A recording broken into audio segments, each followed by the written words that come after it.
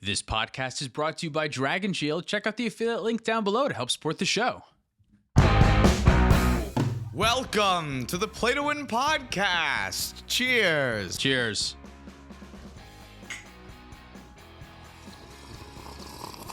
I'm Dylan. And I'm Cameron.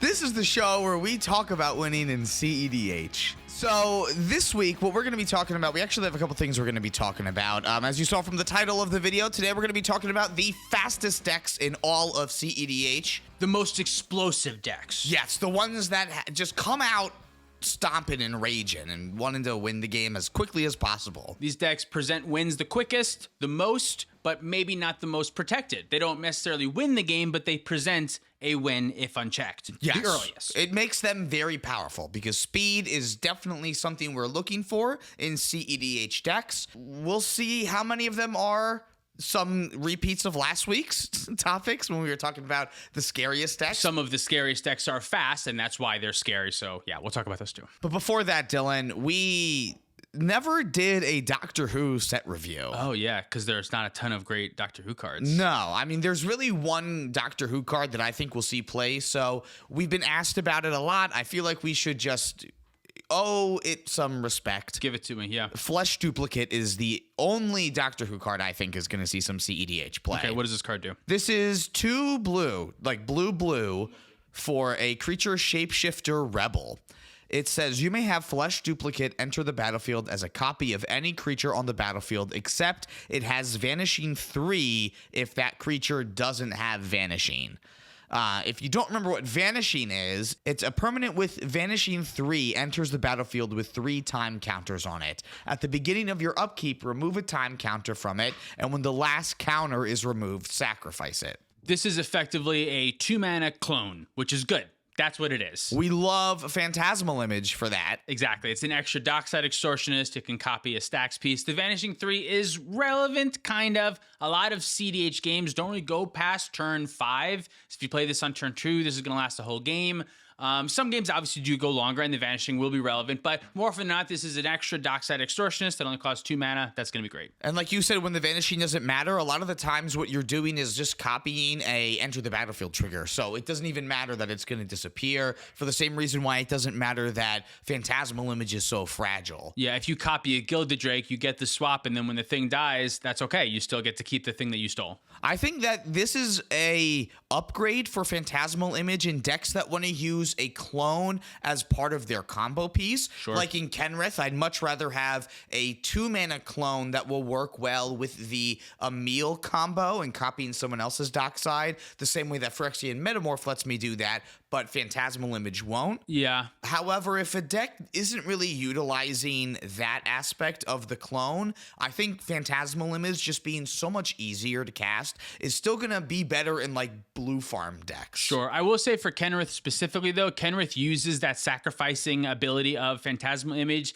as part of its combo by using the +1/+1 counter to target the Phantasmal Image, having it die, and then using the 5-mana reanimation to bring it back as a dockside. So That's you true. do use that to your advantage in Kenrith specifically, but I know what you're talking about. You kind of want both. Yeah, you kind of want both, I think. Now like instead of Metamorph, now you can play this. I don't know about that. Metamorph can copy the One Ring. Oh, you know what? The other thing that sucks about that too is that Metamorph is 3 generic mana and you can just like cast off anything, but 2 blue is Metamorph just still better than this? I don't know. It's close. It depends on what you want it for. In some decks, yes. In some decks, no. It's going to be commander dependent, I think. Yeah, because this can't copy the One Ring. It can't copy a Birthing Pod. Like, that extra value is really good. Yes, definitely. The extra value, but the being able to get it for less mana is also still going to come up sometimes. So I don't know which decks will want which one more, honestly, but I think if you want one, you probably are looking at all 3, and then just it's your preference on that. That's a lot of clones. Yeah. 3 is a lot of clones.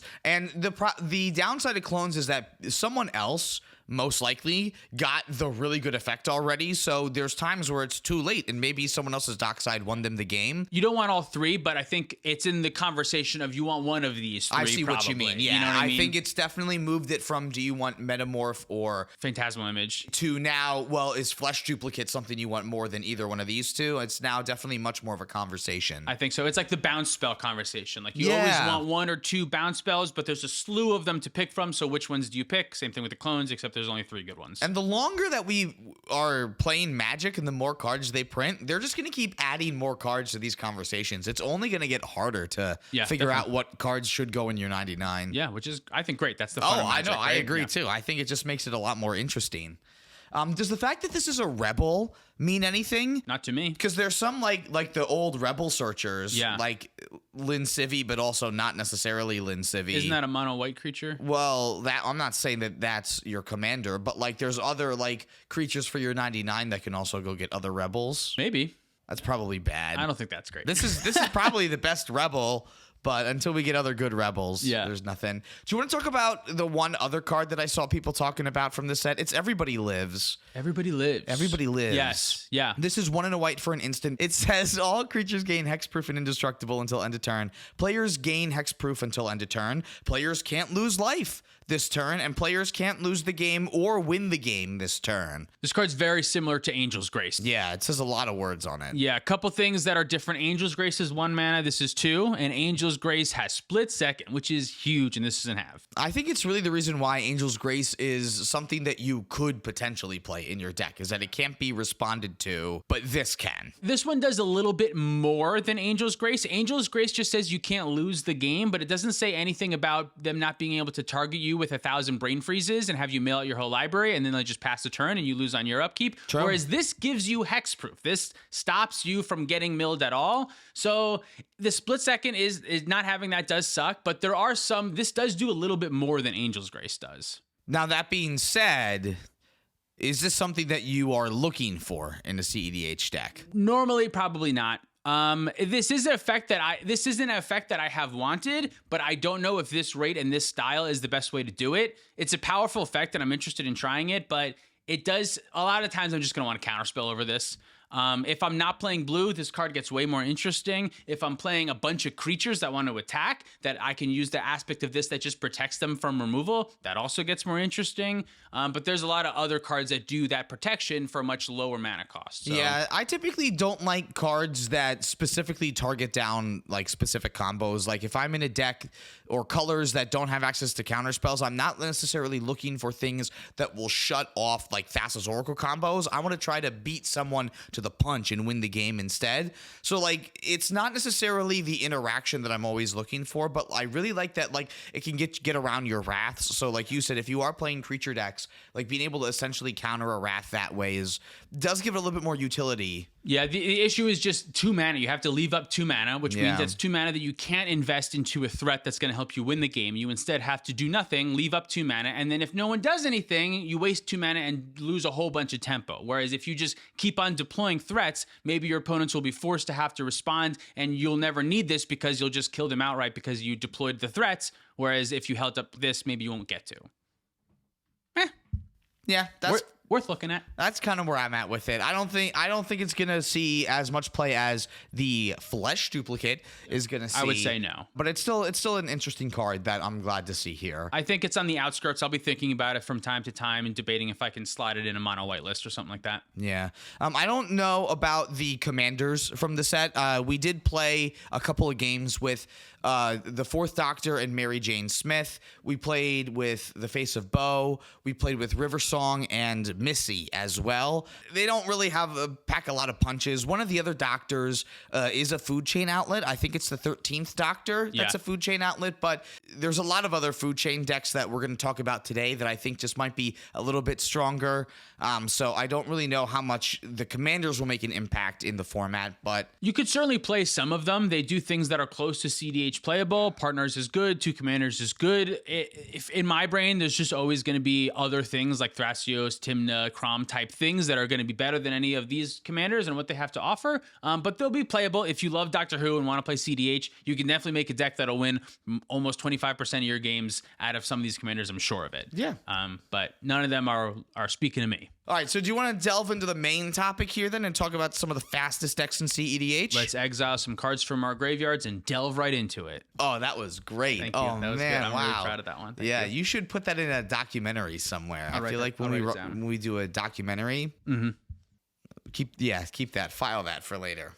All right, so let's start off with a couple of decks that are in the Grixis colors, because I feel like this is just a very classically fast color pair. Understood. We're going to start off with Cormella, actually. Cormella, yeah. Cormella, Let's yeah. read this one. Because You want to read this one? I feel like we should. Do you not? I do want to read this one, yeah. I like this direction that we've been going in, trying to read reading. some more of these commanders, yeah. Especially this one that isn't as more well known. This is the Glamour Thief Cormella. That's 1, a blue, a black, and a red for a 2/4 vampire rogue legendary creature with haste. For 1 mana and tap it, you add Grixis to your mana pool, and you can only spend this money on instant and sorcery spells. And when it dies, you can return up to 1 target instant or sorcery card from your graveyard to your hand. I think you said money instead of mana, but that's pretty funny either way. Did I say spend this money? That's so funny. Oh my god. I don't think this one is particularly fast, is it? It's turbo. Every version I've seen of this is turbo, because you Really? can go turbo ad nauseam for it. How does this help you go fast, though? It works with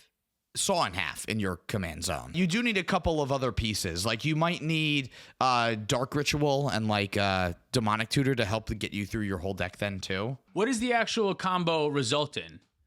Because it taps for 3, right? So we have to spend 1 to tap it? If you have 3 and 2 black and Cormella on the battlefield, let's say you have like a tutor, like Demonic Tutor in hand, then you can pay 1 to activate Cormella and make your Grixis mana.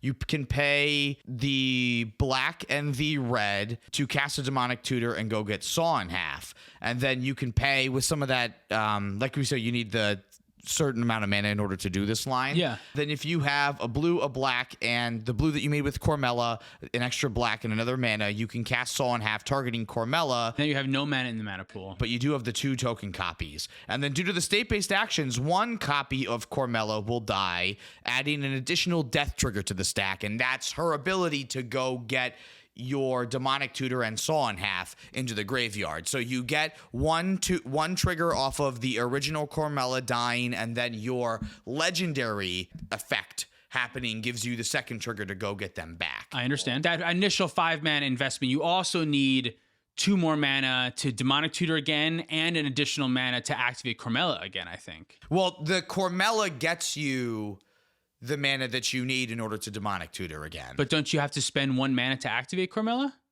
Now I have a question about this primer, because it says you use it to return Saw in Half and Demonic Tutor to your hand. Your available mana is 0. And then it says pay 1. So you need mana there to activate Cormella. Maybe this is one of the And then you original of the 2 black and 3 that I need. And this available mana is the extra mana that Cormella is making me instead. Maybe I think that's what that means in the primer here. Maybe. So then you make Grixis mana again, you Demonic Tutor for like Rite of Flame? For Dark Ritual or Rider Flame. The combo does work. There's 2 different lines where one does work with Rider Flame and one does work with Dark Ritual. Then. Because if you're Demonic Tutoring for the tutor for the next card, you've used the black mana, so you would only have a red or a blue mana up. Yes, exactly. So you get the Rite of Flame. Then you Rite of Flame so that you can activate the other one. It's a very complicated line, yeah. And then you can keep going through here until you are Demonic Tutoring for like Brain Freeze, when your storm count is absolutely massive at this point. Seems like Anala, but with more steps. It's Anala with less bad cards, really. I guess. We haven't said anything about Sacrifice or Burnt Offering in this whole thing. Like, we've only talked about cards that we are normally going to play in an ad nauseum Grixis deck, right? Like, the Saw in Half is really, I guess, really the only bad card, but there's a ton of utility that Saw in Half gets you that you could argue it should just be a staple for Grixis decks. With the amount of utility it can provide. Do these lists play Hoarding Broodlord? This list in particular that I'm looking at right now with the primer does not play Hoarding Broodlord, because you don't really need it. Like, Cormella's your Hoarding Broodlord. So it does have that upside. Okay. To like Anala, which is the next deck on our list too, another very fast deck. So just to confirm, we think it takes 5 mana to go through this combo, right? It takes the prerequisite to go into the combo is 3 and 2 black. All right. And for a majority of the combo, the mana that you're making with Cormella is what's getting you through a lot of the lines. This 3 and 2 black is used to jumpstart the Cormella abilities, to help you cast your Dark Ritual then too. So all right, so you need 5 mana and Cormella in play. Well, no, because you can't. Part of the mana is to cast the Cormella, right? No, it's Cormella and then 5 mana? And then 5 mana. mana. So slow, too slow. Get it to the end of the list. I thought it was 5 mana and you go. No, it's not 5 mana. Is it 9 mana combo? It needs Slow. Cormella and then all that other mana. Slow. Sorry. I don't know. Like, there's a lot of other decks that are also going to require a lot of mana that are also known for going very fast. That's true. But I would like, if we're talking about the fastest decks, it's the decks that can do it off of the least amount of mana, right? I think that's a really good way to judge them. And This just line say, might be good. It might be better than a lot of the lists that we talk about today, but I don't think it's the fastest. That's kind of specifically as a mana thing. How much mana can use your combo require, right? I guess, well, your deck is built in a way to be able to produce that kind of mana. That's true. But any deck can be built to make a lot of mana. Yes, but the decks that we're not talking about today aren't built that way. Sure.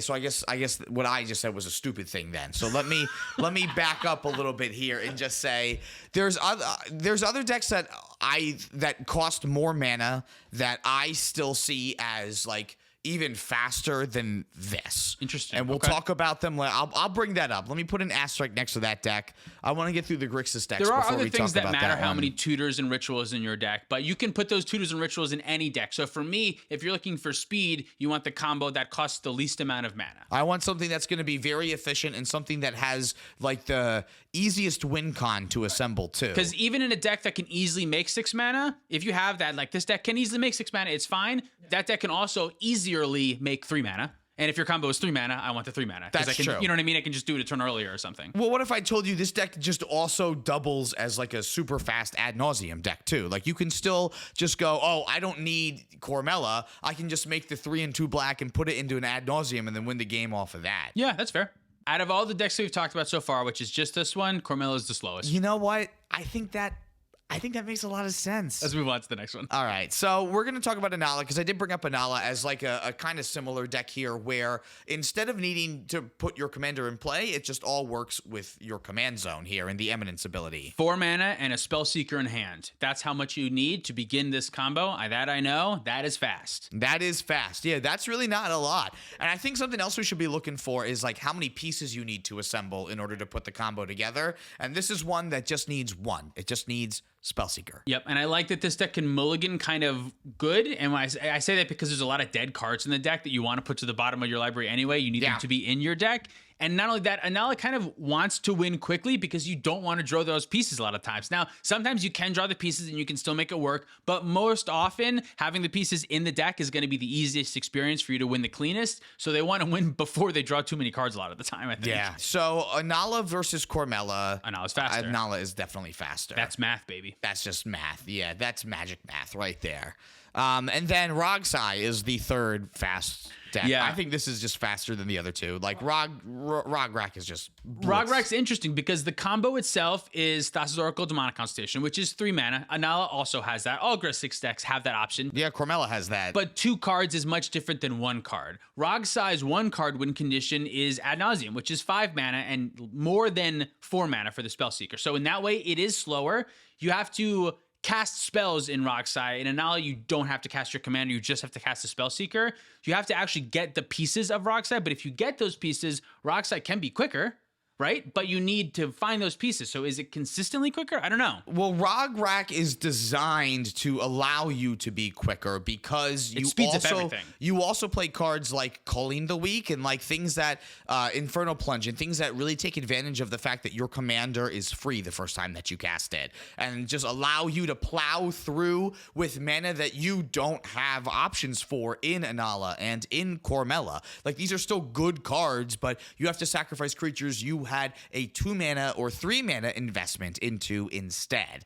So I know that our win con, technically our combo is more cards, but our commander speeds up the process to get to that win con much quicker than like Anala would let you. Yeah, I think I agree. 5 mana for Ad Nauseam is more than 4 mana for the Spellseeker plus the extra mana you need for the Anala line. So in black and white, it does seem slower, but like you said, since Rogsai offers you like 10 to 15 pieces that just speed up your deck faster than Anala, I think that weighs out that as long as you get one of those, you will be consistently better than Anala. So faster than Anala, I mean. So as long as you mulligan to the pieces that work well with Rograk, you will be faster. So if you do that, I think this deck is faster than Anala. I will rate it faster. Okay, yeah, I'm going to rate it faster than Anala as well. So Rogric, Silas, Anala, and Cormella is our list so far. So let's talk about this other one that does cost a ton of mana here then. Okay. Goto. I feel like Goto is just such an explosive deck. Yeah. The whole thing is designed around making 11 mana, which is more than this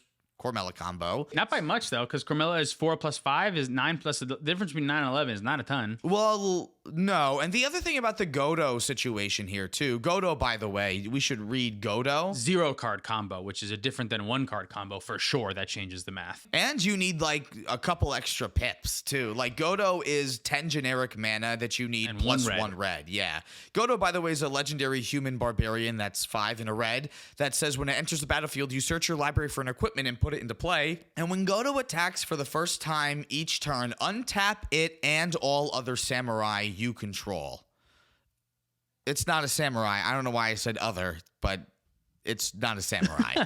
After this phase, there's an additional combat phase. Goto is fast, but I don't think it's the fastest list that we're going to talk about today. I don't think I don't think it's the fastest one that we've talked about so far. When Goto had its heyday, I do think that was the case, but the format has sped up. I view Goto as like a turn 3 deck. It's going to put out a pretty consistent turn 3 win. It can win kind of out of nowhere. It can operate through a decent amount of stacks pieces. It can play a couple of them, but I don't think it's the fastest deck on the list. I think it's I would probably consider it faster than Cormella, but I don't think it's faster than Anala. So even with Cormella also having access to ad nauseum lines, does that change your mind with Goto at all? Not really, because we're just talking about speed. That's the main thing that we want to focus on. Ad nauseum does make it, I guess, a little bit more consistent, maybe like a stronger win percentage deck, but with the right pilot, I think Goto can win just as much, and I think Goto just has a more easier time putting together an early win, maybe, because all you need is the commander. There's 0 cards. You need everything. Yeah, that makes sense. I think that does make sense. I don't think that just having ad nauseum necessarily means that you are a faster deck. There are a lot of slower decks that can also take advantage of ad nauseum too. So I don't think that alone makes it better than or faster than Goto. So I would have Cormella below Goto, but I would put Anala above Goto. I agree. Yep, that's what I said too. Great. Okay. Then the next deck that we're going to talk about is Atali Primal Conqueror. This is the first list that we're talking about that has green in it? Yes, so far. The first list that we're talking about that has green. It's 5 and 2 red for a legendary Elder Dinosaur that's a 7/7 with trample. And when it enters the battlefield, each player exiles cards from the top of their library until they exile a non-land card. And then you can cast any number of spells from among them without paying their mana cost. And then it transforms into a Blightsteel Colossus, which is just even more fucked. Yeah, this one's really what it offers is kind of card advantage, really more than actual speed. But being in red-green, like the fact that you do get a lot of explosive mana bursts, this deck can be really fast. I don't know if it's the fastest, though. I don't necessarily think of it as a fast deck. It can be definitely explosive. It can do a lot out of nowhere, for sure. But I don't know if it can piece together a win faster than a lot of the other ones we talked about. It has all the good creature tutors available to it in green, and that's really, like, besides the food chain stuff that it's trying to do, really, like, it also has Dockside Extortionist and Timber Sabertooth lines, which are arguably a little bit more reliable than food chain, really. So if you are able to get Atali out fairly quickly, there are times where your opponents are essentially giving you the game because of the amount of value that you can generate off of the Atali trigger. Not only are you getting a super impactful card from your deck because it's your deck, it's filled with cards that you want, but like the threat of also flipping into a tutor or flipping into like someone else's Jeweled Lotus to get an extra Atali for super cheap, I think it just pushes this deck a lot farther ahead than a lot of people might think initially. Yeah, this one, it reminds me a lot of Paco and Halden.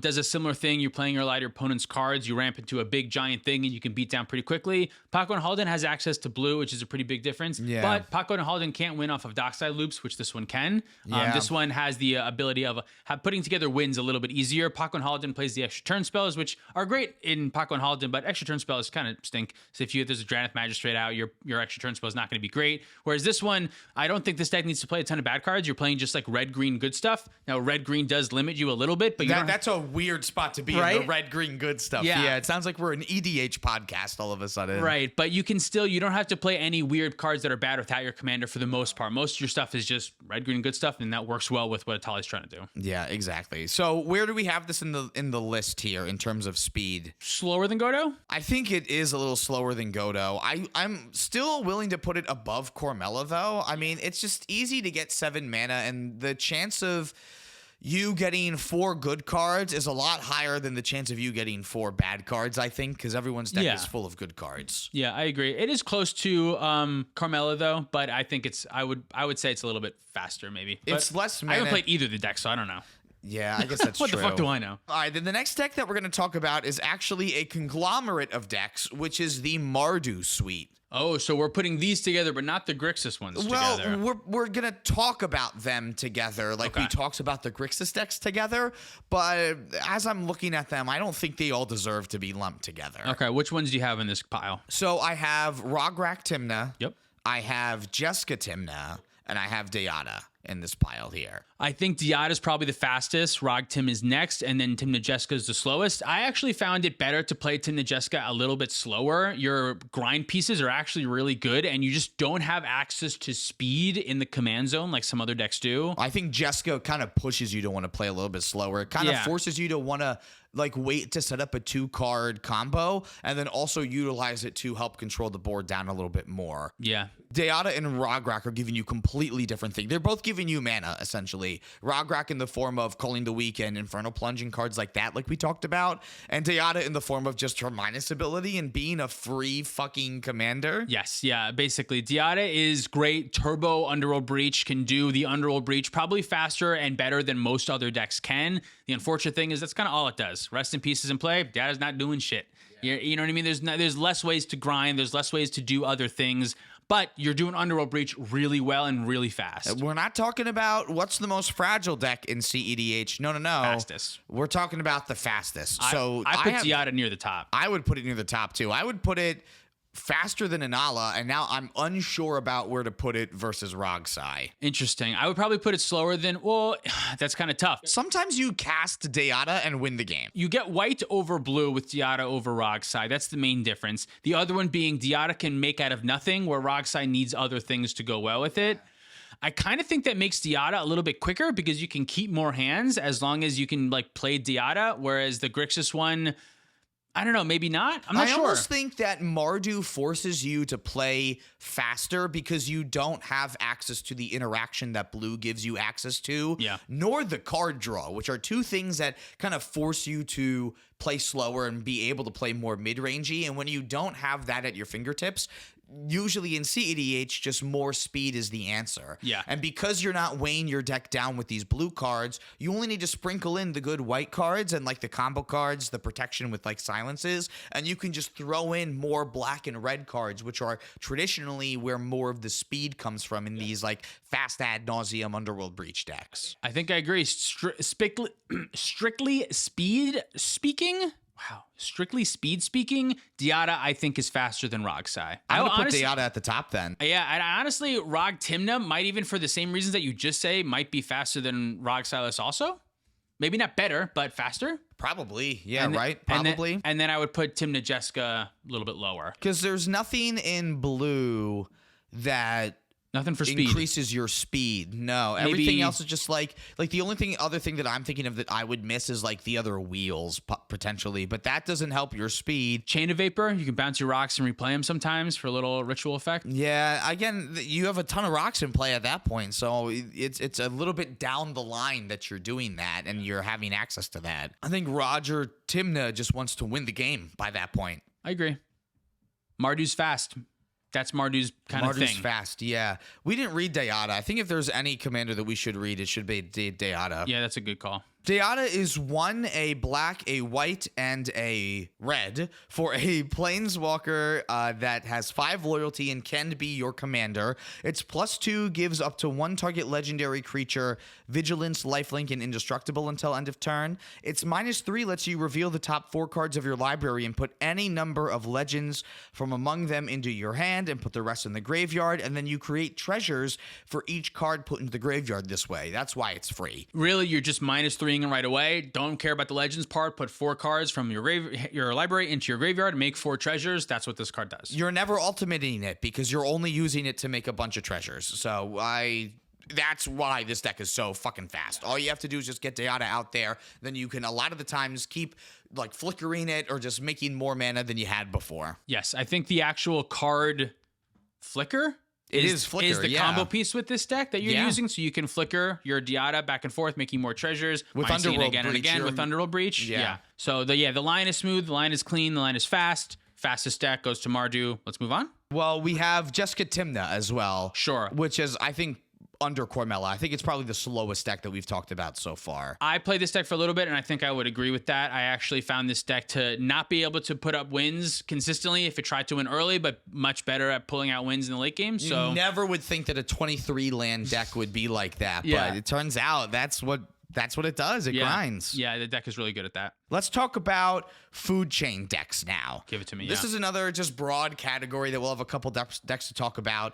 This is stuff like Ukama and Kazur, technically Atraxa, the rug decks like Omnath. There are a couple different versions for speed. I like Ukama and Kazur the fastest. It's definitely the fastest. You can just demonic consultation away your entire library to find food chain, whereas in some of the other decks, if you exile a Thoracle on the way to find that food chain, you can no longer win the game. But with Ukama, it doesn't matter. Exile everything but the food chain, and your commander is the win con. You can still win. So it allows you to go a little bit more all in on looking for food chain right away. Things like Plunge into Darkness and Tainted Pack can help you get there too. The other ones you brought up, did you say Food Sliver? I didn't say Food Sliver. First chain. First chain Food Sliver, yeah. 5 color is obviously you getting access to all 5 colors, but your commander doesn't do anything besides win the game, and you can very easily get rid of your win cons. Atraxa is in the same boat, same speed, I would say, as First Sliver. You lose a color, but you get a better commander with Atraxa. Doesn't help your speed, though. No. And then for as the other food chain decks, you're looking at like Rocco. Are we talking about Rocco in these piles? I have Rocco as a separate deck. Okay, but we'll talk about Rocco in a second. Is technically a food chain pile that it is. But out of those, I think Ukama is fast. It definitely does present wins very quick, especially if you're going in on Hermitry with 2. I don't think it's good, but it can be quick. I have technically a third podcast topic here. Okay, give it to me. Are food chain decks still in the meta? Even like any of these lists, like I guess Atraxa is, but like that's food not even like a chains- food chain deck anymore. That's like a Displacer Kitten Infinite Mana deck. Realistically, I don't really think food chain decks are that good. But that's kind of why we always said food chain wins games, is because no matter what I fucking think, they're not good. They shouldn't win, but they do. They do. Like I get my ass beat by food chain all the time, and like we played on the channel and it wins games. That's all it does. It shouldn't be good. I realistically don't think it's a real part of the meta, but it can be. It can win out of nowhere. It can be very fast. If you have luck on your side, it can be really, really, really good. It's an interesting spot. It's similar to Isochron Scepter, I think. It kind of is, yeah. It was this combo that was like super good, like around the time that the channel had started, and was something that was really focused on. But like all the decks that we're talking about it being good in, it's a backup plan now. Like it's not the main plan in Atraxa. It's not even the main plan in First Chain Food Sliver half the time anymore. A lot of the time, that's an Underworld Breach deck that they're trying to set up instead. Yep. Again, in Rocco, another deck that we can clump in here, that's not even like the main combo in Rocco half the time. A lot of times you're winning with like Dockside Extortionist Loops instead or something else. Yeah, every deck right now is either playing Rhystic Study, Rule of Law, some combination of both of those, or different versions of both of those cards, and Food Chain is really bad into both of those things. So when your combo is like bad against the whole meta, that puts you in kind of a weird spot.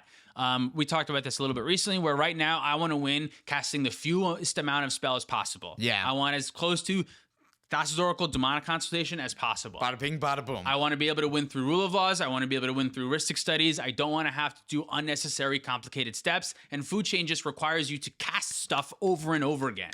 That makes it hard. Yeah, I definitely agree. So I put food chain decks on here because like historically when I think of a fast deck, I think of a food chain deck, right? Yeah, I think of like Jund food chain decks even when like I don't know why I would think of Prosh. I mean, Prosh is pretty good. Someone pointed this out in a comment recently that I kind of misspoke. When Prosh can win with just food chain, you don't need another piece. You still need to find, actually that's not true. You don't need Squee. You still need like Walking Ballista or some way to shoot the table, but with just food chain and Prosh makes the extra tokens to give you extra mana. So you can keep on doing it. You still need something else. So Yeah, they're not as fast as they were. You need like a lot of other cards because you still need to cast Prosh then too, right? Like you're still relying on Food Chain to exile your couple of mana dorks to help you get Prosh out. So if you don't already have Squee, I guess you don't really need Squee though. But Food Chain's not so fast. I would say it's slower than the Grixis list we have. It's slower than the Mardu list. It's probably slower than Jessica Timna too.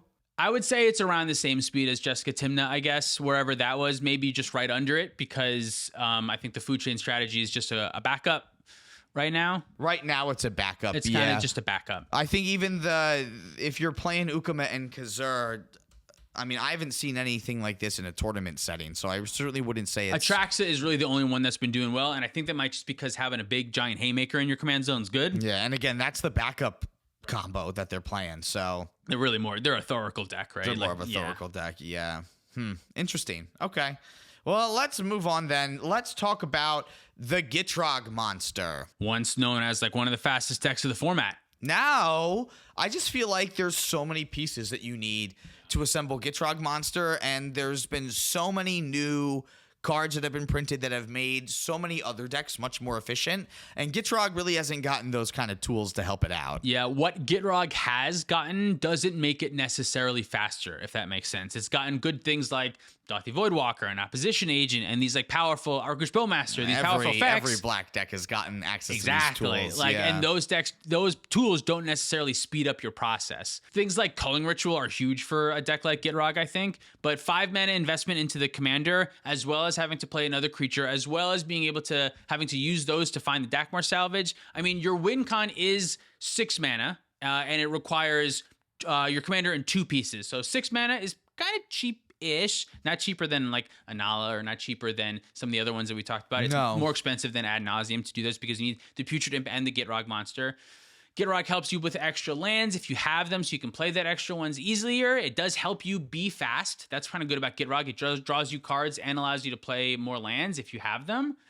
I don't know if I consider it one of the fastest decks of the meta anymore, though. That's for sure. I don't think it's one of the fastest decks in the current meta, but that being said, the deck is mana. Like, you get to play Squandered Resources, you get to play, like, Rain of Filth. All these cards that not only add you mana, but draw you into some other things, which really help you kind of snowball in that deck. Lake of the Dead, cards like that. So, in my opinion, I think it's faster than the Food Chain decks. I think it's going to be faster than Jessica Timna, Cormella, and Atali. And it's probably just going to sit either right under or right above Goto, in my opinion, underneath Anala. I would say it's probably like a little faster than Goto. It needs more pieces, but it's a lot less mana. I think of Gitrog as like a turn 3, turn 4 deck, and I think of Goto as like a strong turn 3 deck. So maybe that means Gitrog's slower? Is that what that means? I don't know. What do you think? I kind of look at both of them as a turn 3 deck. They're like a 3 deck. They could go earlier. You know what? I'm gonna change the list. We're putting Gitrog Monster underneath Goto because like I was about to say I think of them as both turn 3 decks, but I think of Goto as getting a turn 2, potentially a lot higher than Gitrog being able to get a turn 2. And I think that has a lot to do with Goto not needing to assemble all these stupid pieces. Yep. Because a lot of times in Gitrog, instead of putting your mana into making more mana, you're putting your mana into kind of assembling these pieces by tutoring, which naturally speeds you up by finding the piece you need, but slows you down because you can't get your commander out. Tutors do slow you down. They make your deck way more consistent, which is worth it, but having to spend 2 mana on a demonic tutor to find something else and then cast that does slow you down. It's tempo. Like, right? It's a you major lose tempo loss. You lose tempo by doing that. Especially your top deck tutors, your worldlies and stuff like that. Goto also has access to the 4 mana creature that can make a red mana for 3 life. Treasonous Ogre. Goto can win on turn 1. If you can play a turn 1 Treasonous Ogre, that's a win. You can do that kind of easily. If you have Lotus Petal, land, Mana Vault, and the Treasonous Ogre, I mean, that's a specific 4 cards, but there's other variations that can get you the turn 1 Treasonous Ogre. Gitrog doesn't have as many combinations for a turn 1 win. You need like a lot more cards. You're 7 and then the 8th card that you draw. Like, I feel like you need all of those to be able to do it. Goto can do it in 4 cards. Yeah, all right. I think that solidly puts Goto above Gitrog Monster then. I agree.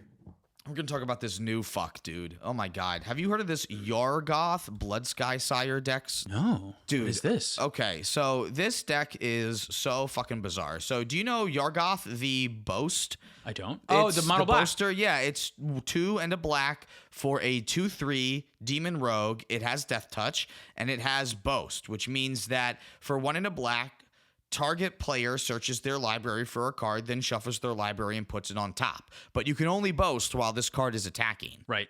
So you play it. You play Yargoth, and you can do that off of Jeweled Lotus or off of Dark Ritual on turn 1. Yeah, it sucks. You have to turn, and then you have to But it's so untap. it's so fast, 3 mana. It's so fast, yeah. And then you have a tutor for something on top of your library. So this is ad nauseum in your command zone. Okay. And then the average mana value of the main deck is 0.38. Ooh, so this is just like you're nozzing for the whole deck. The Hopefully. total mana value is 38, and I've seen lists. Interesting. I've Oh. actually seen lists that go down to like the total mana value of the deck being 32 and 33. Total mana value is 38, and 5 of it's ad nauseum, which you're 5 of tutoring it's ad for. nauseum, which Yeah. yes, so you're exactly, just gonna right? you're gonna straight up draw your whole entire deck. You play 43 lands. I love it. And like you play as many 0 mana artifacts as you can, even like some of the creatures and all this kind of stuff. And then you're set up so that you're basically drawing your whole hand, and then you are doing things with like Sickening Dreams, because again, you have your whole hand, so now all the other artifact mana that you draw you can play out. Sickening Dreams, by the way, as addition to cost it, you discard X cards from your hand, and then you deal that much damage to a creature or player. So you can essentially take one player out after you have your whole deck in your hand. What does Sickening Dreams do? Sickening Dreams deals X damage to each creature and each player. That's what it is. I'm sorry. and Normally each you need player. Angel's Grace to protect yourself. How do you protect yourself from dying in this deck? Oh, no, because you play like Glacial Chasm. Oh, Glacial Chasm. Okay, perfect. Is there an Aetherflux Reservoir? There is no Aetherflux Reservoir. Interesting. So just the Glacial Chasm. Yeah, it's just the Glacial Chasm. Okay. And because Sickening Dreams is dealing damage, Glacial Chasm prevents the damage to you, yeah. There used to be a mono black Sidisi deck that would do something like this, that would just cast a Sidisi, sack it right away to find the ad nauseum, and you had enough. Everything in your deck was so cheap that you could just nose the whole deck. I'm glad that this strategy is showing up again in with this commander. Very fast. But the issue is you have to play it in pass. So you have to mulligan for turn 1 demon, turn 2 win, and you can probably do that very consistently, but you have to make sure that you mulligan for turn 1 demon. You have to get turn 1 demon, and you have to be able to follow up it with a 5 mana ad nauseum too. I guess that's true. You have to spend 2 mana on the boast and 5 mana. So you have to turn 1 demon, 7 mana turn 2. The That's 2 a lot. mana's fine. The 2 mana for the boast mana's is fine because half the time you already have the mana from trying to get Yargoth out. But then how do you make that? You have to make sure you actually make that extra 5 mana for Nas. 43 lands kind of helps. I guess. And some of them make 2 mana like Beseju. The Beseju Who Shelters All is in here. You do play Lake of the Dead in here too. Beseju, I think, just makes 1 mana, but it makes the spell uncounterable. Why do I always think that card taps for 2 mana? I don't know, but there's a couple others that do that. I'm sure it's playing City of Traders and Ancient Tomb and shit like that. Yeah, Crystal Vein even. Like there's as many ways as you can make 2 mana with your lands as possible. This deck feels like it's like a turn 2 deck, but realistically, I feel like it wins more on turn 3. I don't know.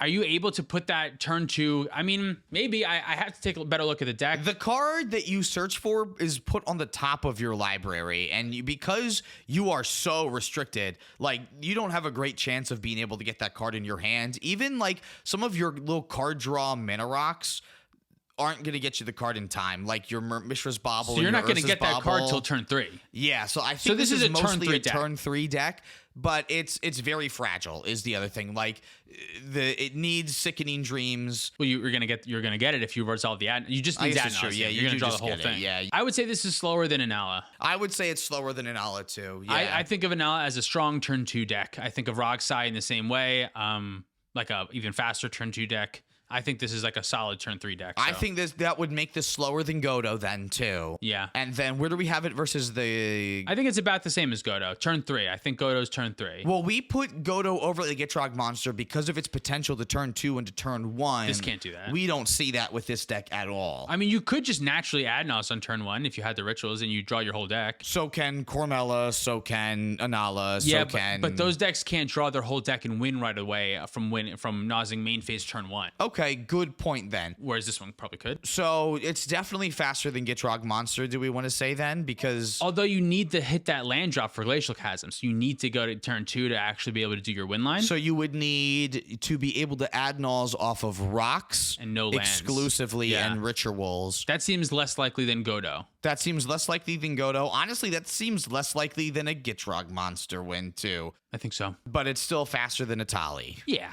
Yeah, definitely. Okay, so Yargoth is going to go actually a little bit lower than I thought, but I think it makes sense. Okay. The next one that we're going to talk about is one that we did talk about in our scariest decks too, is Crick. Crick is quick. This is like one of the fastest. This is just going to go up there. Also, I think. mono black fast. What this one does is just off of like 4 mana and then enough mana to cast 1 tutor in your hand, you can normally piece something together. It's hard to say, man. This is hard to rate these things on like fastest because all of them have a range of like being able to win on turn 1. I'd have to look at the stats to have like more conclusive data on this, but my gut says that this is faster than Goto. This would is be like a fast lame deck. if we were doing it based off stats. Yeah. This is more fun that it's just gut feeling. I think since Goto can win so consistently, he can try again and again. Basically, every tutor is a win con in the deck. I think it's pretty quick. I would. Are you talking about Crick or Goto? Because you said Goto. Oh no, I meant Crick. I agree. I don't think it's going to present win cons as consistently as Goto, but I think that it's going to present them a lot quicker. I think it's going to be up there with Deata and Rog Timna and Rog Silas somewhere. I think it's probably going to be up higher than Deata, probably, which would make it the fastest deck. And I only say that because Deata requires very specific pips to get into play, That's and this true. doesn't. Generic this is just 4. generic ass mana that you need. Yep, that's true. Yeah, fuck it. Crick's the fastest deck. Crick is the fastest deck. That sounds good. I All right. asked Twitter what they thought was the most deck that could, what they thought was the deck that could present wins on turn 1 the most, and they all said Crick. So I think that's probably fair. Crick is the fastest deck. It can just win from just so little, and everything that it does is exactly what Black wants to do. Like Black can put all of its good resources into making the deck as fast as possible, and Crick does it well. All right. I'm going to take out, we're going a little long, so I'm going to take out a couple decks that I Cut know some aren't of the these slow fastest. folks. Let's skip on to the end. Rocco. Let's talk about Rocco real quick. Only just because I said we were going to talk about Rocco more, but I think this is going to be along with our food chain decks and be towards the bottom in terms of the fastest. What's Rocco's 0 mana win? Does it have one with food chain where it can win, or it needs 1 card? It needs Squee or something in hand, right? You can use food chain and a bunch of the other creatures that you might already have in play to have Rocco go get Squee at X equals 6. Yeah. So if you're able to do that after you cast food chain, this can be very quick, but I don't foresee that happening on turn 1. It's not happening on turn 1. It's not usually happening on turn 2. You have to cast food chain and then also cast Rocco for X equals 3. So total 6 mana. So that's 9 total mana that food chain can help you cheat on, but still 9 total mana. Yeah. So maybe Cormella speed? Probably around Same Cormella's ballpark? speed, yeah. Same ballpark as Cormella, we'll say. I'm going to put it under Cormella, though, just Because because... it's not Grixis. No, you don't have access to black, which really helps your speed, I think. Yeah. Speaking of that, we're going to talk about Rog Tevish then. Oh, this one's a great one. This is Rakdos speed incarnate. It's literally just speed. All it is speed. It's yeah. faster than Rog Timna. And Definitely. I think like that Mardu deck that we were talking about with Rograk, this deck is faster. It just takes out those good white cards, all the silence effects, and puts in a couple extra shitty rituals. Yeah, you don't need protection if you can just try to go even faster then. This deck can also be built to be like a stacks deck. I played the turbo version. I felt like I could present to win every single turn 2 no matter what. I would get stopped by a gentle breeze, and if I got stopped, I couldn't do anything about it. I would try to win again on maybe turn 3 or 4 or something like that, but there wasn't much that I could do in order to protect myself. But that doesn't mean it's not fast. It was definitely fast. Yeah. So Turbo Rog Tevish is the one that we're going to be judging. We're not going to talk about the stack. It's definitely going to be faster than Roger Timna, like we said. I think it's going to be faster than Deata, too. I think it's faster than Deata, and I even think it's faster than Rogsai. I think it's interesting. It's close in speed to Kurik, but I think the dock side makes it quick, but Kurik is just by itself makes so much. Like Kurik just makes all the cards in your deck insane. You can win basically off of just Fewer 4 cards. generic mana and a very tutor. fewer cards. I guess you need like 5 generic mana and a demonic tutor. I think you can get close to putting together a win or something like that. I'm thinking that it's faster than Deata, though, too. I think so. I would say, yeah. Okay.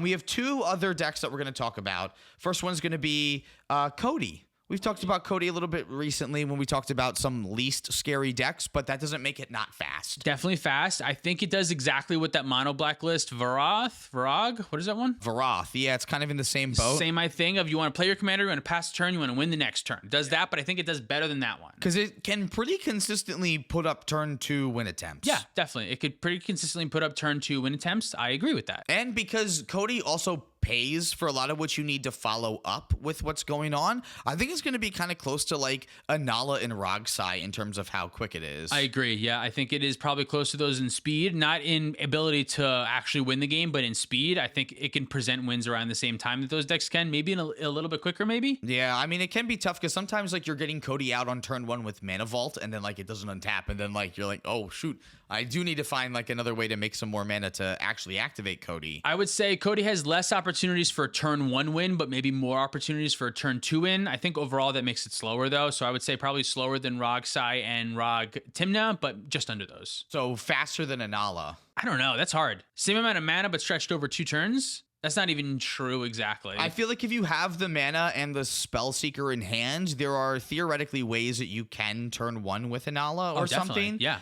And Cody's never turned 1. Cody doesn't have that. Does that mean that we should consider Goto faster? It's a range. I don't know. It's a range. Goto can do that, but it can't do that as much. I think Cody's putting up turn 2 wins significantly more than Goto is. I mean, realistically, Anala needs 4 mana and Spellseeker to win the game on turn 1, basically. And Goto can, what's the 4 mana creature again? Treasonous Ogre? Goto can do the same thing with Treasonous Ogre. Just the 1 card, except you still need the 4 mana to cast the Treasonous Ogre, and you can win from right there, which is the exact same thing. It's like exact same realistically, thing. it's actually like the same speed potential as Anala, right? 4 mana, 1 card, win the game. Yeah, Goto and Anala. Yeah, they basically have the same speed Goto potential. should be way higher. Put Goto with Anala. Cody should be Below them. Then. And so. I would definitely say it's faster than Gitrog Monster. Yeah. Okay, I think this makes a lot more sense then. And then the last set of decks we're going to talk about are Dargo decks. Specifically Dargo Ikra, we'll say, but Dargo in general is just known for being very explosive. Dargo, very explosive. I wouldn't say necessarily fast, though. I think Dargo can win out of nowhere. Dargo can do nothing, and then on turn 4, Dockside Extortionist Dargo sacrifice Peer into the Abyss and completely win out of nowhere. Like, it can really kind of explode, but I don't necessarily think of it as like the fastest archetype. It has a lot of weird, good, powerful things that it can do, but I would probably rate it a little bit lower on speed. The Ikra version of Dargo, like the Jund Dargo, is a lot more built towards speed, which I would say that one would be like way up there. But like the good versions of Dargo is like Rug Dargo, and that one is a lot more grindy. You have Thrasios in the command zone. You actually have like a card advantage engine outlet there, and some other stuff to do instead of just like aiming in for Dargo. So that one I would definitely say is a lot slower. The Ikra version, I would also... It is fast. I'm not going to say it's not fast, but even that fast version still needs a couple of artifacts on turn 1 to get it going. You need like every one is 2 less, and it's gonna you need like 3 or 4 artifacts to make it cost 0. Or, yeah, that's true. There's a couple. So if you have the Jewel Lotus start, cost is a lot higher than a lot of these other decks that we're talking about. To be honest, this is on the list because my initial version of this list was called the most explosive decks in cEDH. Yeah, but I think faster is just a better way to talk about that. This would certainly be really high on the explosive side, but yeah. I think I'm gonna lean towards what you're saying here, is that on the actual speed side it's probably lower. Yeah, it can win out of nowhere, but not from turn 1 as fast. I don't think this deck is like built to put out a turn 1 win. Faster than Jessica Timna? Faster than Jessica Timna, probably around Gitrog. Where's Gitrog at in this? Gitrog is slower than Cody. I would say this is slower than Cody. I would say this is between Gitrog and Cody. What about versus Yargoth? Yargoth I feel like is lower. Okay. All right. So we're still on the right page then. It's like Atali, Carmella. Okay. That sounds good. I'm okay with that too. Should we list our top 10? I was just counting them out. Yeah. The top 10 fastest decks in cEDH. The 10th fastest deck is the Gitrog Monster. The 9th fastest deck is Dargo Ikra. We have Cody Vociferous Codex as the 8th fastest deck. Goto is the 7th fastest deck. Anala's coming in at the 6th fastest deck slot.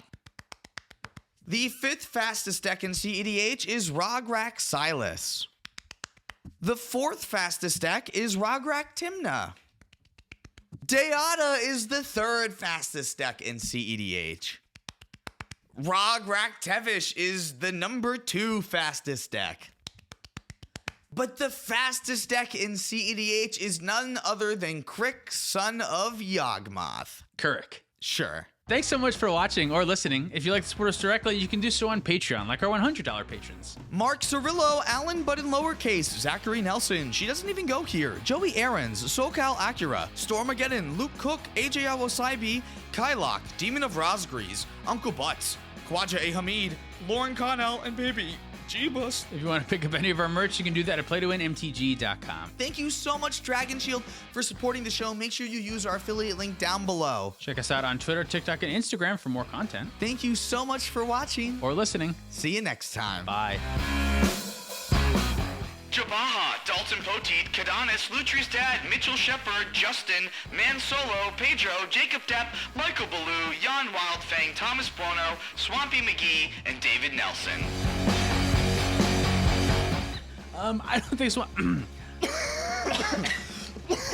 We sound like a choir.